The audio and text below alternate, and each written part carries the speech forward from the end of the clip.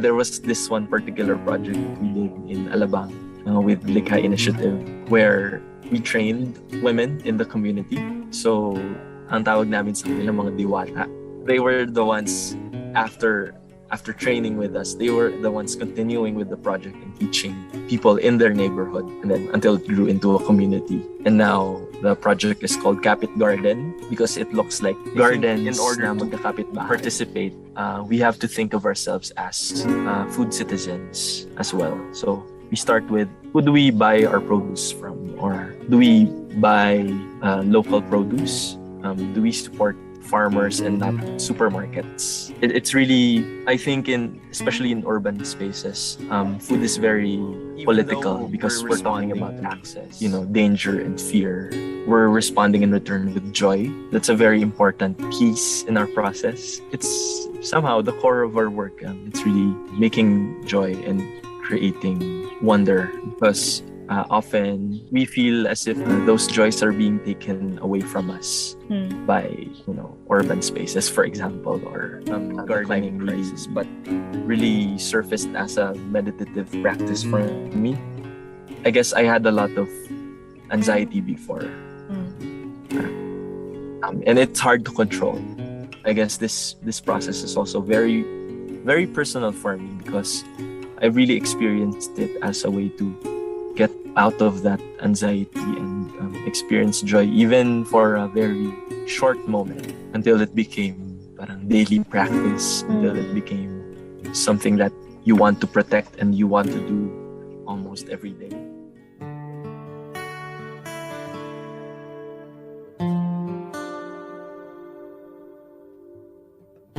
Welcome to the Seed Podcast. My name is Rowena Suarez. I am your host, and I am bringing you conversations and stories about initiatives, projects, and advocacies that are giving birth to a new world. A better world, you can say. Yes, the world as we know it is crumbling and in disarray, but there is also a new world that is being born.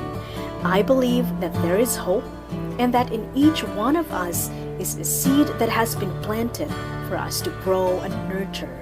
We are the seeds that have been planted to transform the world.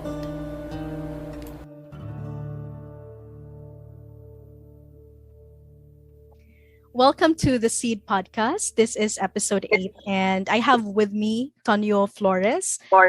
Tonio is a farmer and a farm designer based in Silang in Cavite. Tonio founded the Farmlab, an initiative committed to weaving together agricultural science, social technology, and regenerative design. Tonio is working to establish regenerative gardens and forest farms in Luzon, and he is working on public engagement projects with rural stakeholders to design and grow efficient, biodiverse, and sustainable food production systems for people, communities, and spaces. He studied agricultural biotechnology at UPLB, or the University of the Philippines in Los Baños, and he is a certified organic agriculture production trainer. Thank you so much for being here, Tonio. I'm so happy we're having this conversation. Thank you too. I'm really delighted to be in this space with you. Even though it's just online, I know that our conversation will, I hope, be meaningful. And thank you for inviting me. My pleasure to have you here. So, Tonio, I thought it would be great to start by having you share with us what Farmlab does. And I know that Farmlab has a 3-year agenda or something like that. And maybe you can also tell us more about that. Yeah. All right. We're a small initiative and we're working to establish community farms and gardens and also spaces where we're producing food, but not the usual way that we are used to. It's common to produce food with a lot of fertilizers and pesticides, for example. So we're trying to undo that and I guess make food production more sustainable and more conscious of its impacts on people and community and environment. So we're really focusing on establishing our regenerative practice in different locations in Luzon for now, and engaging local communities to build that together with us. Yeah, so that's one part of what we're trying to do. It's a very, very, I guess, long process and intense process of really designing for that space and thinking about many different factors, because you're working with environment and like space. So parang masyadong maraming nangyayari at the same time. There's a lot of moving parts when you're establishing, let's say, a farm.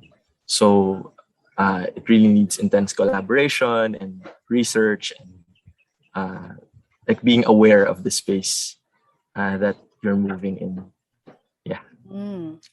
Can you expound for us what regenerative practices mean in this context?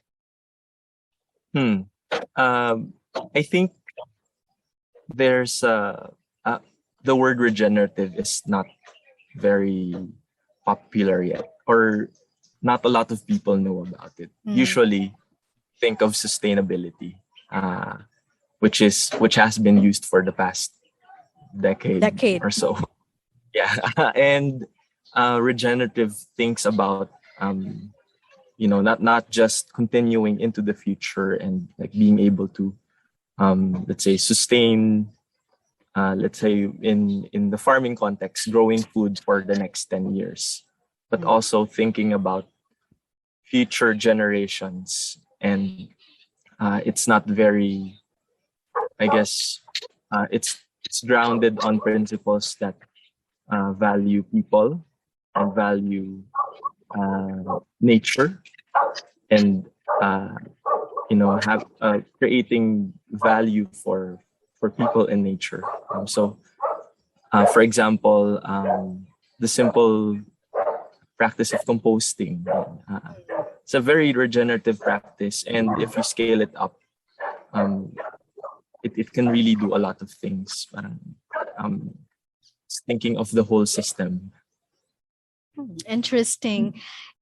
So I'm thinking about this process where before we realize, or before we even intuit or crystallize a certain vision, usually there's something that presents itself to us, right? There's an issue or a problem or a challenge that is presented before us, and then we have to deal with that before we connect with the vision that, for example, that you were talking about. So in the context of what you do at Farmlab, what are these issues that have been calling upon you that helped you connect to that vision? I think it's primarily a sense of danger that we won't be able to enjoy a good life in the future. Mainly or primarily because of the climate crisis. So our generation is really thinking of that. Will our Earth be still livable in the next decade, or the next 2 decades, or the next year even, with human-made or man-made disasters coming yearly, even just the storms that hit us yearly. I think that's the primary reason why we're moving at such a pace, I guess, and with the scale that we intend to move in, because the intensity of the crisis is huge. It's massive. It's being vulnerable to the crisis. So you have to respond in that scale as well. So we think of our work as something to it's very small. We're working in 50, 100 hectares, but I hope that can contribute even at that scale, contribute to reversing the climate crisis. Also, we're thinking about what value we're creating for community. It's often a lot of people go hungry in cities or in rural areas even. They're the most vulnerable.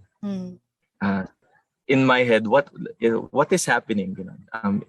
It might not sound as eloquent as I'm putting it out now, but the danger is imminent and it is very felt. So, yun, parang that shakes you to move, I guess. And what better way to respond? Immediate yun. We're producing food and we're trying to restore forest or landscape. Can you help us articulate how farming, regenerative farming specifically, can help not only mitigate, I believe, but also reverse climate change? Yeah, we're trying to integrate in our design. It's not the usual farm design where you have, an open field, and then you'll have rows of vegetables, etc. We're trying to integrate a lot of techniques in agroforestry into our usual way of farming. So it's, for example, having fruiting trees and native trees in between rows of vegetables. So that's one very practical thing that helps mitigate climate change or helps pull some of the carbon from the atmosphere. So it's not just that. It doesn't just try to address that, but at the same time, it's also productive in ways that it can help regenerate the soil when, let's say, it's degraded. So it's pulling carbon from the atmosphere and it's trying to put back into the soil same carbon. So that enriches the soil and that generates organic matter, which in turn, makes the vegetables healthier and more nutritious. And at the same time, we're trying to explore ideas since we're talking about, the climate crisis. A lot of farms are climate vulnerable. So when the temperature tips, for example, 1 degree hotter, mahirap nang magpatubo ng gulay. It will be hard to grow vegetables. So having these climate resilient crops like root crops, for example, or heritage green like adlay, we're trying to explore if these crops are viable alternatives to be grown in these areas. And at the same time, parang it requires little care or little input. So those are a few things na when we're in the field, we're trying to do. It's a lot of parang little techniques or parang very nuanced na okay, the spacing needs to be smaller or we need to integrate more organic matter into the soil. So very simple things like that. It may not look very parang high-tech when you see it in the field or parang talaga ba, does this really do anything? Yung ganun. But I guess the solutions to our very complex problems are simple enough. Now they often get overlooked or they don't get integrated into our way of doing things because often parang people think of very high-tech solutions and parang very flashy or very visual solutions that they work to an extent, but they're hard to scale, especially in rural areas, especially in large areas.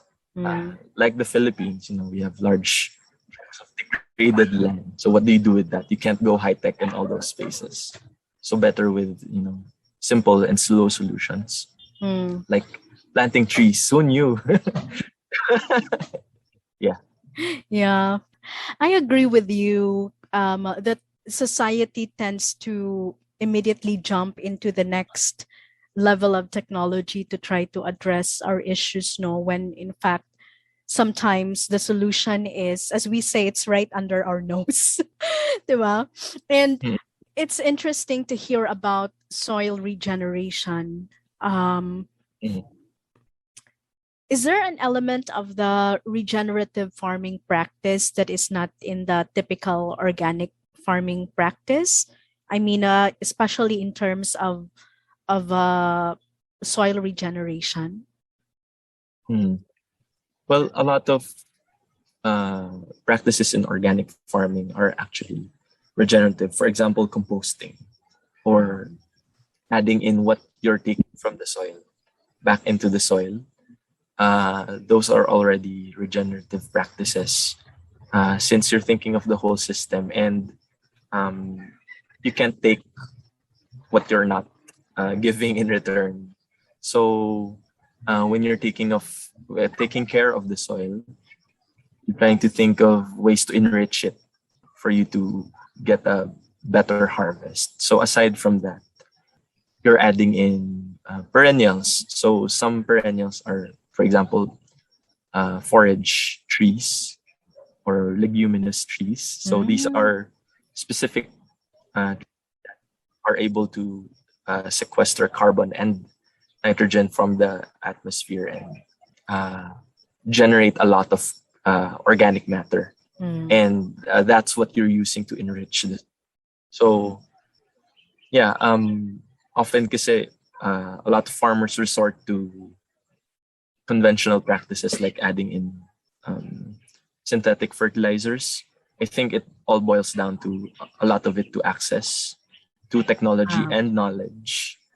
So yeah, if they don't know about these things and or if they've tried them before but it didn't work immediately, that Mhm. what they would do is buy synthetic fertilizers. But again, the solution tends to be not necessarily slow, but you wouldn't be able to um, notice it immediately.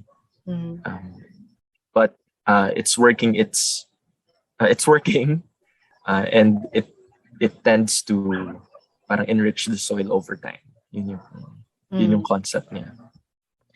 You mentioned earlier the field, right? Because usually whenever you have to work with people, whether they are only starting with gardening or farming, or whether they have already been practicing farming and they need some more help, you have to be in the field. And we know that since last year a lot of things have changed. I'm curious to know how the COVID-19 situation has changed the way you do what you do at Farmlab. How has Mm. it changed? How have things shifted since the COVID-19 situation broke out last year? I think when the pandemic started, uh, the demand for it actually grew. Mm. People knew that farming and restoring forests and landscapes are the way to go and the way forward. So people had the urge to start, community farms, community gardens, and parang during the first few months of the pandemic until now, people really asked for help, a lot of help in starting. So given that we can't go outside, we started doing workshops online, which is hard because farming is a very practical thing. You Mhm. need to work with your hands, you need to be in the field. So that was parang an interesting shift, I guess. A little bit challenging because parang you need to show on video how you do it. And sometimes the people we work with don't necessarily have the access to uh, video technology. So we had to coordinate that with our partners and find a way to do that in the field without, let's say, a smartphone. So there was this one particular project that we did in Alabang with Likha Initiative, where we trained women in the community. So ang tawag namin sa kanila mga diwata. Mm. They were the ones after training with us. They were the ones continuing with the project and teaching people in their neighborhood, and then until it grew into a community. And now the project is called Kapit Garden because it looks like gardens na magkakapit bahay, magkakadikit. Yeah. Yun, a simple way really of engaging people and engaging community na very low tech. Again, parang kanina we were mentioning social technology. Again, technology doesn't mean na kailangan high tech agad, but it's a way of parang thinking of ways to speed up a process or like make a process work. We were able to establish community gardens kahit online, and then we were going back and forth sa parang Facebook Messenger, ano nangyari sa mga tanim, nagkapeste na, so parang interesting learning process, I guess, doing it Facebook Messenger. Yeah, so that's one thing.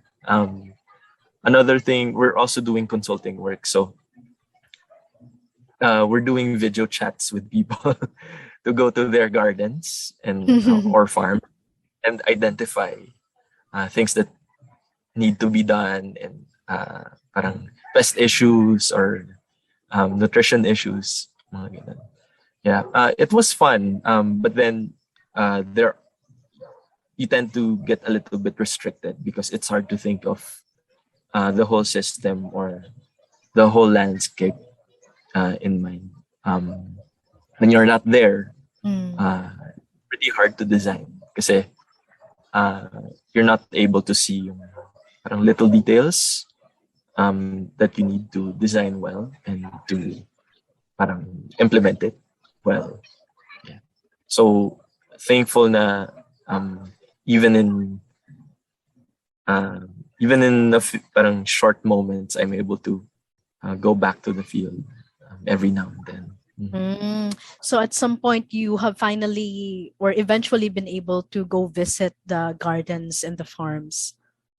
Yeah. And also I think when COVID-19 started, we were really able to rethink and I guess streamline our process, which was admittedly very loose in the beginning. What we were doing is parang it was just basically a passion project, and I have a farm with my partner, and we were thinking of how do we expand, how do we influence people. So parang discovering that process and what works from like the planning stage. You're co-creating with the community and the landscape, and you're imagining how to work there. How will it look like? What trees do we want there? What vegetables do we want there? Up to implementation, what are the things that we need? With the assumption that most of the things that we'll be needing are within our reach. There's the soil, there are seeds, there are a few trees. Managing or like leading a landscape online. It's really close coordination, and what we've discovered, but what we've realized is actually what we're doing is also half of it is communicating and organizing people and bringing together a community to work with. I'd like to think that we're not limited lang to technology transfer, but it's also community building, hopefully. Yeah. If we think about it, what then is the good that has come out of COVID-19 from Farmlab's perspective? I think it made clear to everyone that nature has its limits and boundaries, and respect that.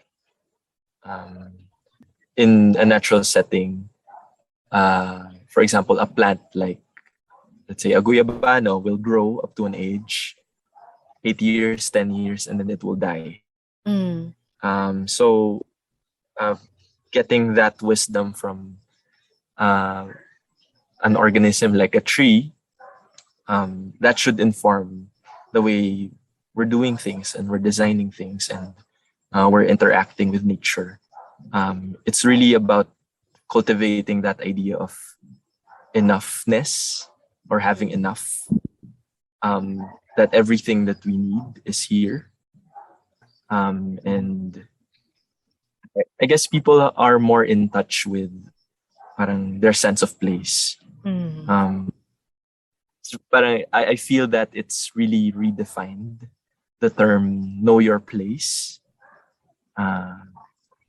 Really, parang how do you maximize or interact with your environment in a pleasant way, that you're not harming other creatures or people. So for me personally, I've become a creature of place. I tend to enjoy more my daily life when I'm in a natural setting, when I'm in the farm and I'm growing vegetables. Having a sense of enoughness. Yeah. And I hope other people are able to discover that as well. Yeah, I guess a lot of people did over the past year and a half, I would say, as we know that we've been forced to really look at what we have, what we can do with what we have, right? And I know that a lot of people and communities also went back to growing food, for example. A lot of people went back to gardening. And even until now, I know people who are moving out of the urban centers to go back to farming, for example. I think my other question, Tonio, is about the urban areas. How can people in urban areas truly participate in the process of restoration or regeneration? Do you see that it is highly possible and that its impact will be significant too? Yeah, we highly advocate for regreening urban spaces. Because for a time, I lived. I mean, for most of my life, I lived in an urban space in Pasig. It's hard to be able to breathe or feel at home when you don't see anything green, like a tree, for example. So I think in order to participate, we have to think of ourselves as food citizens as well. So we start with, who do we buy our produce from? Or do we buy local produce? Do we support farmers and not supermarkets, not other retailers? It's really, I think, especially in urban spaces, food is very political because we're talking about access.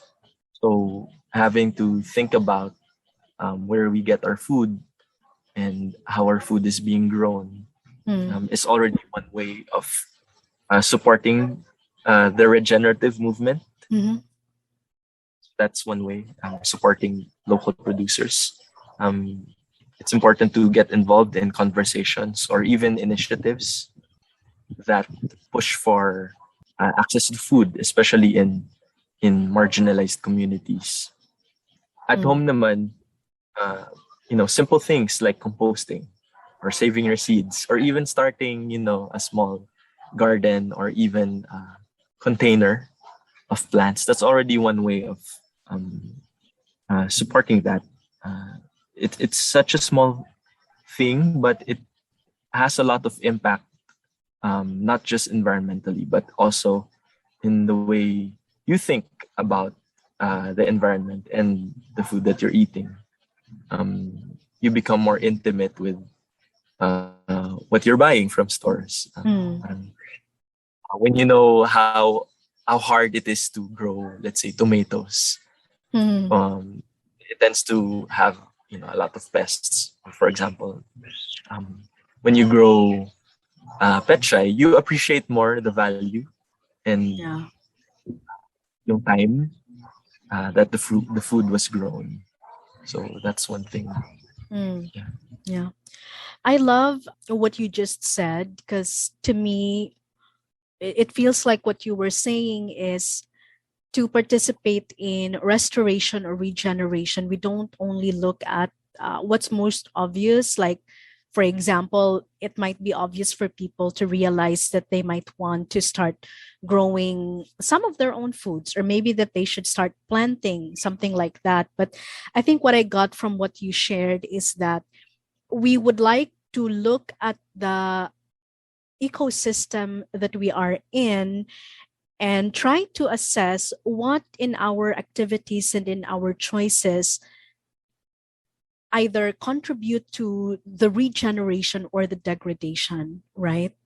Yes, agree. And given that a bulk of the population of the Philippines are in urban spaces, and knowing that the elections are taking place next year, it's also important to elect officials, leaders that value regeneration Mm. and value nature, because having those leaders will be able to move more quickly, because given that the crisis is also moving very quickly and very massively, we need to act in unison, I guess. Mm. So having that voice, let's say in senates or in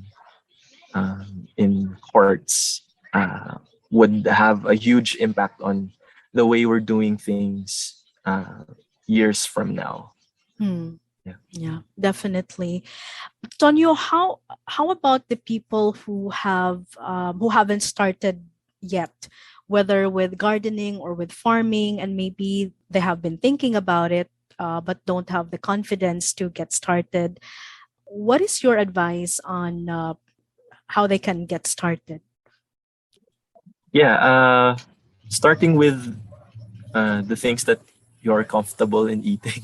Mm. The vegetables that you usually eat, for example, start trying to grow those. For example, uh, if you have tomatoes in your kitchen, you can get the seeds from those tomatoes and try to plant them, or Mm. try planting petchay or kamote. It starts so simply like that, and then I guess it becomes a lifestyle or even an obsession.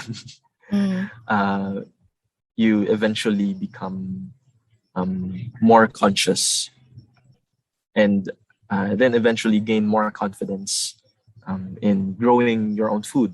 And then maybe in the future, you might want to consider going back to the land you belong to, Mm. and start farming there. I've known a lot of people, some of our collaborators and partners. Um, some of them quit their jobs, or some of them they've made it, uh, I guess, their mission and lifestyle to be Mm. able to produce good, healthy, and quality food Mm. in their provinces. So that's great, I guess. Parang from a very very simple act of growing Yeah. petchay or whatever, Mm. it became into it grew into a mission. Mm. Mm.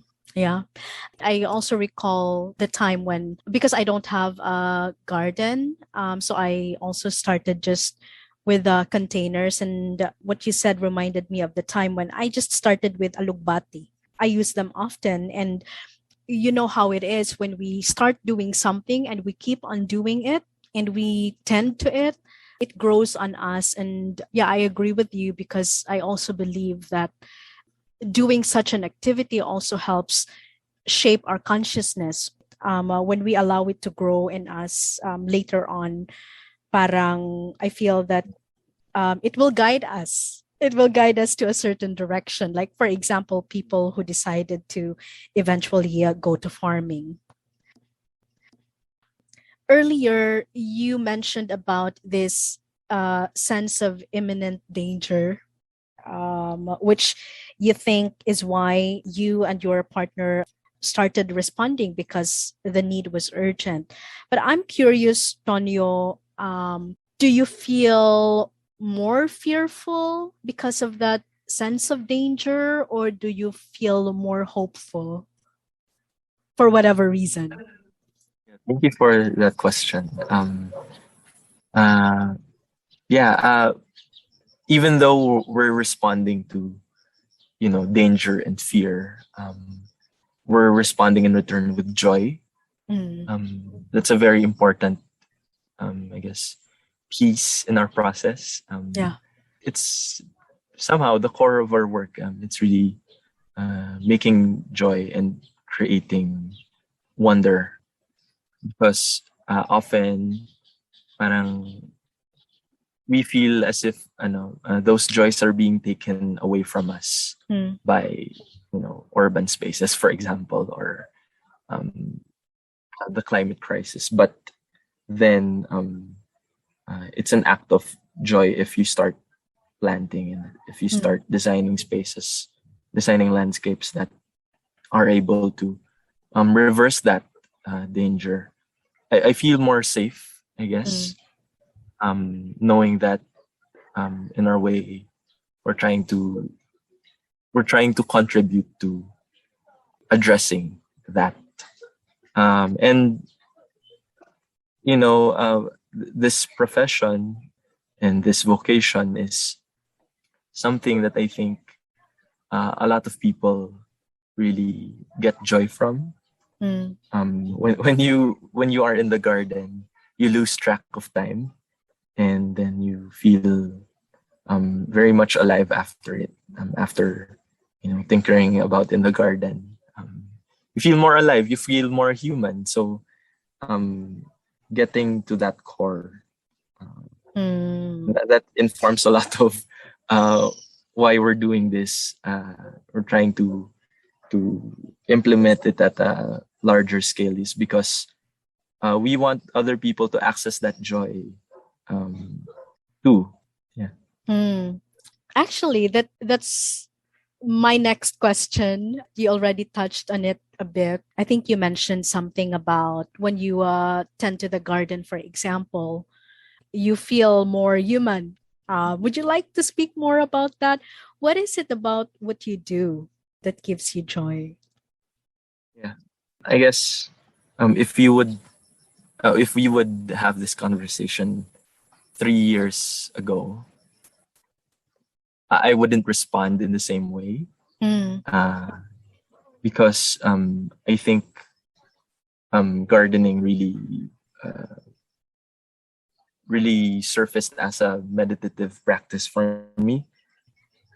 I guess I had a lot of anxiety before, and it's hard to control that anxiety. So I guess this process is also very, very personal for me, because I really experienced it as a way to get out of that anxiety and experience joy, even for a very short moment, until it became parang daily practice, until it became something that you want to protect and you want to do almost every day. Even though it tends to be hard sometimes to start, because it's also physical, and it's moving, but remembering and knowing that you're doing something worthwhile, and you're doing something that isn't harming anyone, and you're taking care, you're becoming an earth keeper, or you're taking care of the soil or plants or animals. That's joyful enough, I think. Yeah. Simple enough. That's beautiful, Tonio.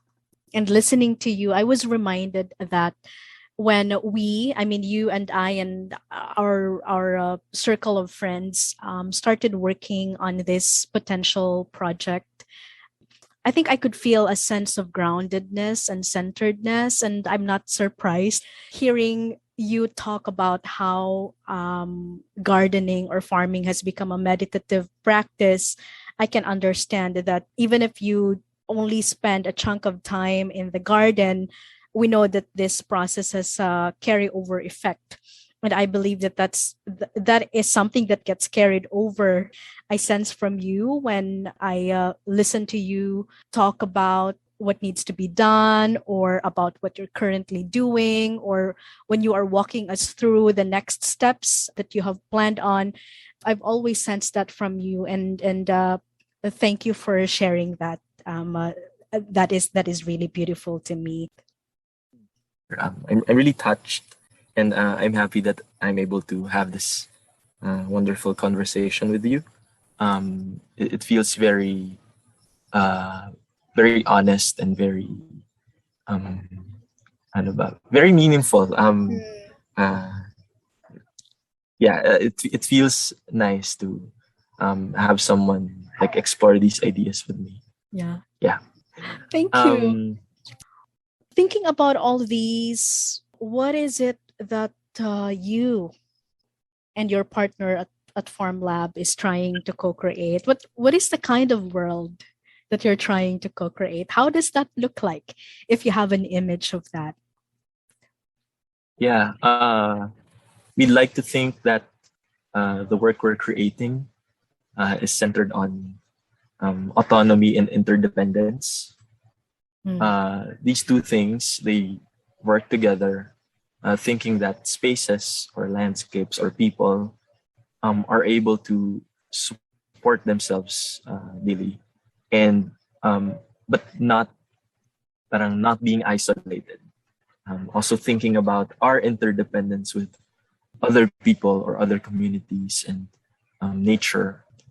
I think it's high time for us to realize that everyone, I think, tends to parang box themselves out of an ecosystem, and it's and that disconnect has led us to a lot of complications. So returning to that sense of interdependence, and knowing your place in an ecosystem can lead to a lot of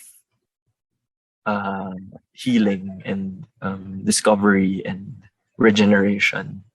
So that's one thing that we're looking forward to.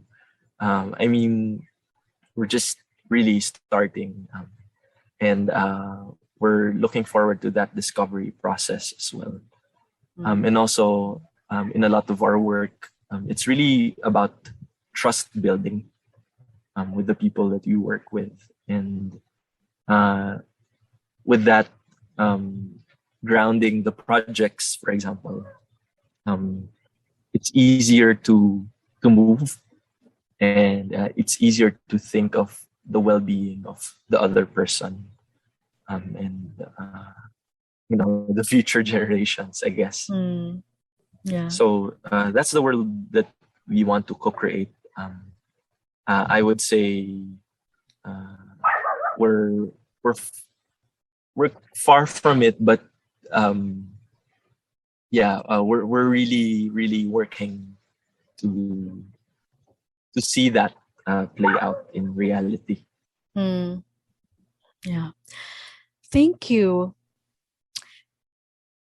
I'm moved by the vision that you shared. And yes, while it is true that, as you said, you're just starting, when I was listening to you, I didn't look at it that it's something that's so far away.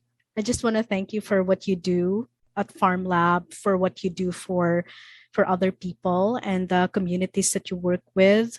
And maybe I'd like to ask if you have an invitation for our listeners, whoever gets to listen to this. What is your invitation? Thank you for listening. I hope that you were able to connect with what we're doing at Farmlab, The mission is very simple and straightforward. We want to be able to regenerate spaces, land, and be able to create value for community and reconnect with nature. So, if ever you feel that this is something that you might want to explore or are passionate about, please feel free to reach out to us in our Facebook page or email us. I guess we're really looking forward to the things that we can create together. At this point, it's really all about collaboration and working together. That will move the advocacy along. Yeah. Yeah. Thank you so much, Tonio. Thank you for being here. Salamat din. Yeah, thank you for having this conversation with me.